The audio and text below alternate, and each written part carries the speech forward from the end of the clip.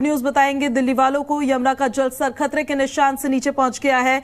दिल्ली में यमुना का जलस्तर 205.31 मीटर दर्ज किया गया है और दिल्ली में लगातार यमुना का जलस्तर घट रहा है।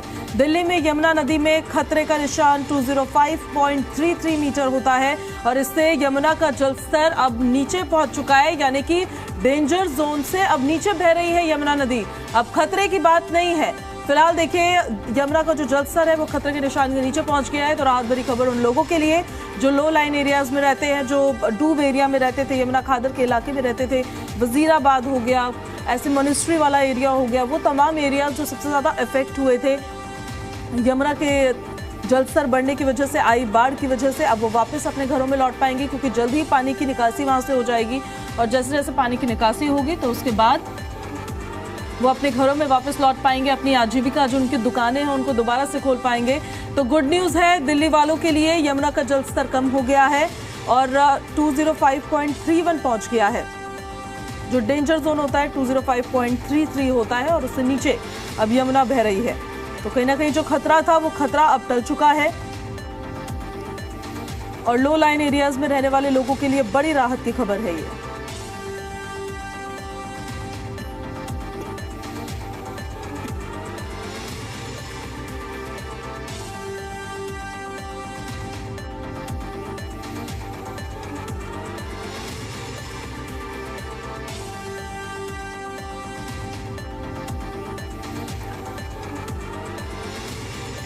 दिल्ली वालों को यमुना नदी ने ये गुड न्यूज दी है कि यमुना का जलस्तर देखिए अब डेंजर लेवल से नीचे बह रहा है और डेंजर लेवल से नीचे जाने का मतलब ये होता है कि अब जो नदी उफान पर आ गई थी अब वो सरलता से बहती हुई नजर आ रही है और 205.31 यमुना का जलस्तर रिकॉर्ड किया गया है जो डेंजर जोन से नीचे है। यही प्रशासन का अनुमान भी था कि लगातार जो यमुना का जलस्तर है वो अब कम ही होता हुआ नजर आएगा।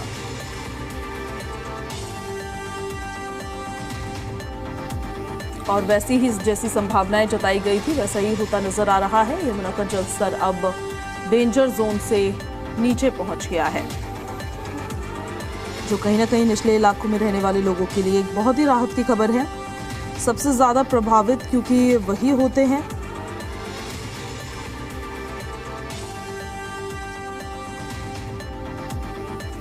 बड़ी जानकारी है, बड़ी खबर है। वाटर लेवल डेंजर जोन से नीचे है, यमुना अब खतरे के निशान से नीचे बह रही है और लगातार यमुना का जलस्तर घट ही रहा है। पहाड़ी इलाकों में हो रही बारिश की वजह से और हथनीकुंड बैराज की तरफ से छोड़े जा रहे पानी की वजह से यमुना का वाटर लेवल बढ़ गया था, जिस वजह से दिल्ली के निचले इलाकों में बाढ़ आ गई। तस्वीरें हम आपको दिखा देते हैं, दिल्ली वालों के लिए राहत की खबर। और दूसरी तरफ मयूर विहार से भी कुछ तस्वीरें सामने आई है, वो तस्वीरें भी हम आपको दिखा देते हैं, जहां हर तरफ देखिए पानी ही पानी नजर आ रहा है। अब समस्या सबसे बड़ी ये है और चुनौती सबसे बड़ी ये है कि जिन इलाकों में पानी भरा हुआ है उन इलाकों से जल्द पानी निकले, पानी की निकासी हो ताकि वापस लोग अपने घरों में लौट पाए, वापस लोग अपनी दुकानों को खोल पाएं, उनको चला पाएं। तो ये एक बड़ी चुनौती अब होगी। यमुना का जलस्तर खतरे के निशान के नीचे है फिलहाल, जो कहीं ना कहीं निचले इलाकों में रहने वाले लोगों के लिए एक बहुत ही राहत की खबर है। बड़ी जानकारी है, बड़ी खबर है जो हम आपको बता रहे हैं। बारिश, मौसम, इन सब ने यमुना के जलस्तर को प्रभावित किया था। और ज्यादा जानकारी के साथ हमारे editor in chief Vinod Lamba sir हमारे साथ फोन लाइन पर कनेक्ट हो गए हैं। कहीं ना कहीं सर एक आफत आ गई थी जब जलस्तर काफी ज्यादा बढ़ गया था और जलस्तर डेंजर लेवल को क्रॉस कर गया तो लो लाइन एरियाज के लोगों को वहां से जाना पड़ा। लेकिन गुड न्यूज ही है, सुबह सुबह जो दर्शकों को हम बता रहे हैं कि जलस्तर अब डेंजर लेवल से नीचे आ गया है।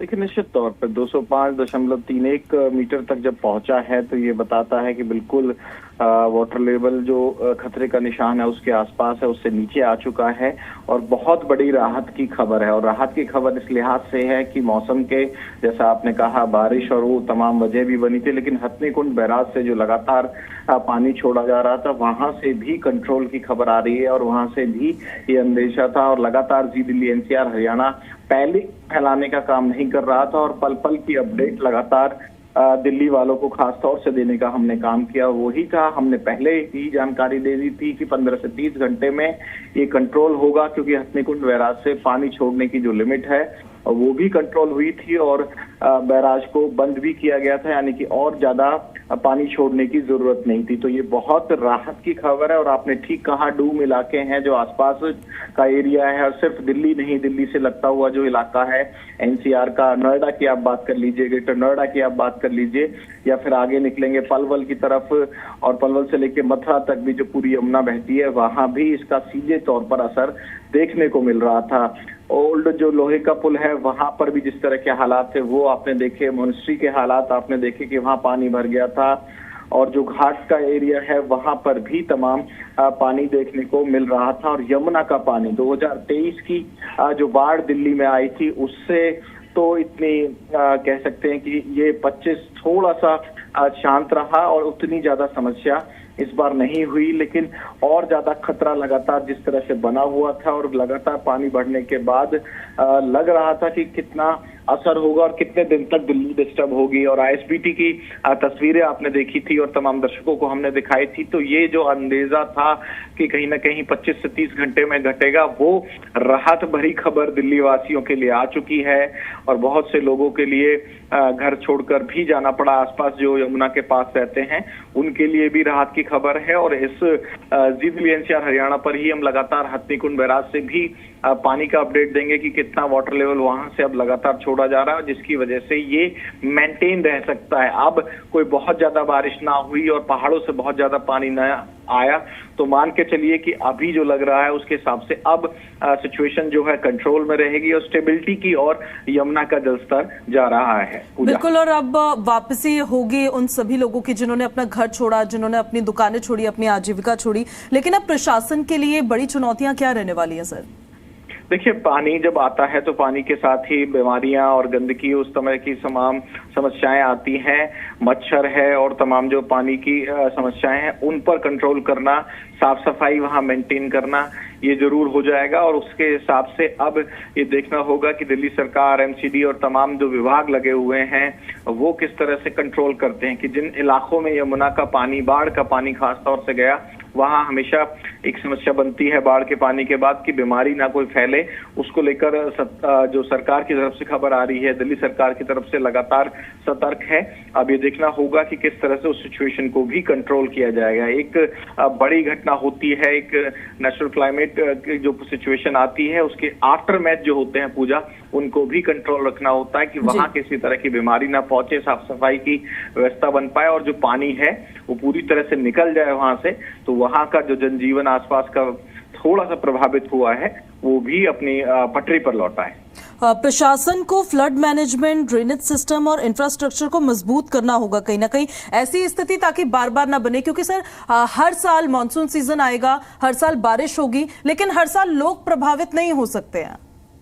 देखिए, इस बार का जो थोड़ा सा अगर इससे आप कहें एक बहस छिड़ चुकी है कि क्या मैन मेड था या फिर नेशनल क्लाइमेट की जिस तरह की सिचुएशन बनी, ये तमाम चीजें हैं, इस पे लंबी बहस की जा सकती है। लेकिन मुख्य बात यह है कि इसमें कोई दो राय नहीं है कि जो मानसून है और पहाड़ों पर जो बारिश हुई है, हिमाचल से खास तौर पे आपने देखा, उत्तराखंड की तस्वीरें, जम्मू कश्मीर जब भी कभी आता नहीं था, जम्मू कश्मीर में भी जितने बादल इस बार पड़े, इस बार का जो मौसम था वो निश्चित तौर पर कहते हैं ना, प्रकृति अपना एक तरह से प्रकोप रूप दिखा रही थी, तो वही देखने को मिला है। तो मैं इस बात में ये भी कह रहा हूं कि ठीक है, सफाई और तमाम चीजें और ज्यादा दुरुस्त की जा सकती थी, उसमें पूजा आपने बिल्कुल ठीक कहा, दो राय नहीं है। लेकिन इस बार की जो बारिश और इस बार का जो मौसम था वाकई इतना डराने वाला था कि कई राज्यों को भारी पड़ा। पंजाब में आपने कभी बाढ़ नहीं देखी, सुनी होगी, पंजाब में भी 1995 के बाद, या कह रहे हैं कि बहुत साल के बाद जिस तरह की बाढ़ देखने को मिली है, पंजाब का आप उदाहरण देख लीजिए, हिमाचल, उत्तराखंड हर साल बारिश के मौसम में प्रभावित होते थे। लेकिन जम्मू कश्मीर एक ऐसा उदाहरण है, राजस्थान से जिस तरह की खबरें आई, मध्य प्रदेश से जिस तरह की खबरें आई, खाली दिल्ली नहीं, दिल्ली एनसीआर नहीं, आसपास के कई बड़े राज्यों के उदाहरण इस बार हैं कि वाकई इस बार बहुत ज्यादा बरसात हुई और बहुत ज्यादा पानी आया, जिसका प्रभाव कई राज्यों पर पड़ा है।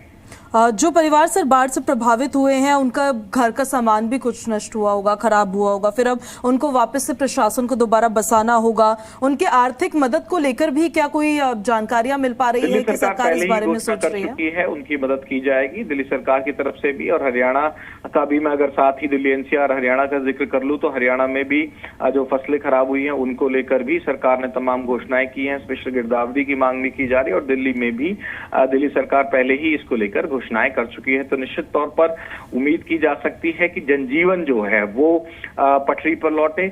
और दिल्ली में सिर्फ बाढ़ पीड़ित ही नहीं, ट्रैफिक मैनेजमेंट, दिल्ली एक बहुत बड़ा शहर है, राजधानी भी है देश की, और आसपास के राज्यों से भी जिस तरह के लोगों का आवागमन होता है, लाखों करोड़ों संख्या में जिस तरह से गाड़ियां आती हैं और बाकी व्हीकल्स जाते हैं, वो भी ट्रैफिक मैनेजमेंट भी बहुत बड़ी समस्या बन जाता है। और खासतौर से इससे जुड़ा हुआ फरीदाबाद हो, गुड़गांव हो, नोएडा हो, वो सारा चौक हो जाता है कि अगर दिल्ली में भी कोई बड़ी समस्या हो। तो ये सब चीजों से भी राहत मिलने वाली, और उम्मीद की जा सकते हैं कि आज से जो गाड़ी पटरी से उतर गई थी आसपास के दिल्ली एनसीआर के लोगों की, उसमें थोड़ी सी राहत महसूस होगी। एक बड़ी खबर और राहत वाली खबर हम दर्शकों को दे रहे हैं। शुक्रिया पूजा।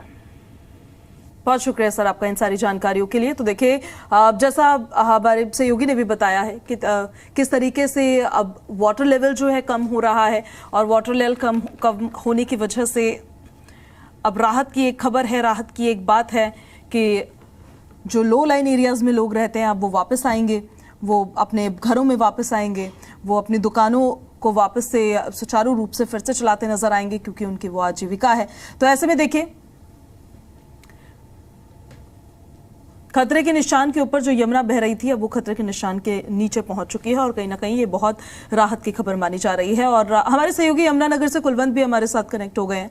अब सीधे हम उनका रुख कर लेते हैं। कुलवंत, यहाँ तो डेंजर लेवल से नीचे अब यमुना नदी बहती हुई नजर आ रही है, लेकिन यमुनानगर की अगर हम बात करें, वहां पर कैसे हालात है, वहां पर क्या स्थिति अभी है, उसके बारे में जरा आप जानकारी दीजिएगा। और हाथीकुंड बैराज की तरफ से पानी किस तरीके से अब छोड़ा भी जा रहा है? जी बिल्कुल, देखिए जिस तरह से जो 2 दिन से लगातार जो है इस वक्त हाथीकुंड बैराज से राहत की खबर सामने आ रही है, क्योंकि जिस तरह से जो 2 दिन से है 40 और 45 हजार क्यूसेक पानी के बीच में लगातार यहाँ से डाइवर्ट किया जा रहा है। लेकिन वहीं पर मैं बात करूं अगर कुल पानी की, तो कुल पानी जो यहाँ पर है 60 से 65 हजार क्यूसेक पानी इकट्ठा हो रहा है, जिसके चलते एजीसी और डब्ल्यूजीसी में कुछ जो हिस्से के हिसाब से छोड़ दिया जाता है। तो वहीं पर जो यमुना रिवर है, यमुना रिवर भी इस वक्त 39,000 और 40,000 के आसपास इसका जो पानी है वो डाइवर्ट किया जा रहा है। और अगर मैं आज सुबह 6 बजे की बात करूं तो इसमें जो 38,700 क्यूसेक पानी है जो यमुना रिवर की तरफ छोड़ा जा रहा है। वहीं पर अगर राहत की बात की जाए तो यमुनानगर जिले में जो गांव थे, कैत मंडी थे, लापरा था, बीबीपुर था और कलानौर वगैरह थे, जहां पर जो यमुना जो जहां से निकल रही थी वहां से भूमि कटाव होना शुरू हो गया था, और जिसकी वजह से जो फसलें हैं उनमें पानी आना शुरू हो गया था। काफी जो फसलें यहाँ जो सैकड़ों एकड़ से भी ज्यादा फसल है उस पर काफी नुकसान हो चुका। उसमें धान की फसल थी, ईख थे और अन्य जो फसलें थी उन पर पानी फिर जाने से काफी फसल का नुकसान हुआ। हालांकि इस वक्त जो है भूमि कटाव भी खत्म हो चुका है। सिंचाई विभाग की तरफ से मिट्टी के जो कट्टे हैं वो लगाए जा रहे हैं और लगातार इस पर काम जारी है, जिसके चलते अब हाथीकुंड बैराज से जो है पानी बिल्कुल एक जिस तरह रूटीन में पानी छोड़ा जाता है उस तरह से जो पानी है वो छोड़ा जा रहा है। हालांकि इस वक्त जो है यहाँ पर अगर बात की जाए जिस तरह जो पानी की, तो वो जो पानी का लेवल था वो काफी कम मात्रा में यहाँ पर देखने को मिल रहा है। जी कुलवंत, अब हाथीकुंड बैराज की तरफ से जो पानी छोड़ा जा रहा है, दिल्ली की पब्लिक जो है, क्योंकि यमुना का जलस्तर बढ़ा तो निचले इलाके के लोग काफी प्रभावित उससे हुए, उनको वहां से इवैक्यूएट करना पड़ा। वो अब ये समझना चाहेंगे जिस तरह से हाथीकुंड बैराज से अब पानी छोड़ा जा रहा है, उससे यमुना के जलस्तर पर जब वो दिल्ली में एंटर करेगा तो उस पर तो ज्यादा प्रभाव नहीं पड़ेगा, वो तो अब डेंजर लेवल को क्रॉस नहीं करेगा। जी बिल्कुल, देखिए जिस तरह से अगर मौसम विभाग की और सिंचाई विभाग की माने कि 20 सितंबर तक की एक बार फिर से अलर्ट किया गया, यदि 20 सितंबर तक बारिश ऊपरी इलाके में बारिश होती है तो कहीं ना कहीं जो है पानी बढ़ सकता है। लेकिन जो फिलहाल जो पानी चल रहा है वो बिल्कुल रूटीन की मात्रा में चल रहा है। जिस तरह से जो लगातार मैंने अभी भी बताया कि ऊपर से जो पहाड़ी एरिया वहां से 60 से 65 हजार क्यूसेक पानी यहाँ से दर्ज किया जा रहा है। इसमें से EWJC और WJC में पानी छोड़ा जा रहा है। वहीं पर 37,800 जो कि कई बार ऐसा होता है कि रूटीन में छोड़ा जाता है, जिसकी जरूरत होती है। जैसे दिल्ली के जो इलाके होते हैं उनको जरूरत भी होती है इन दिनों में, क्योंकि गर्मी का मौसम है, उनको रूटीन में यूज करने के लिए पानी की जरूरत होती है। हालांकि डेंजर्स की बात की जाए तो फिलहाल ऐसी कोई भी खबर नहीं है कि इस तरह के दिल्ली या फिर हरियाणा के जो बाकी जिले हैं वो खतरे में हो। बिल्कुल इस वक्त जो है सेफ में है, और जो पानी का जो लेवल था वो बिल्कुल नीचे आ चुका है। और लगातार जिस तरह से अब बारिश की बात की जाए, अब बारिश भी बिल्कुल कहीं भी दिखाई नहीं दे रही है। लेकिन 20 सितंबर तक की बात की जाए तो 20 सितंबर को मौसम विभाग और सिंचाई विभाग के भी कुछ अधिकारी का यही कहना है कि ऊपरी इलाके में हो सकती है कि कहीं ना कहीं थोड़ी बहुत बारिश हो, और जिससे हल्का जो फुल्का है जल स्तर बढ़ सकता है, लेकिन उसमें भी खतरे की बात कोई ऐसी नहीं सामने आएगी। आपका बहुत शुक्रिया कुलवंत अंसारी जानकारियों के लिए।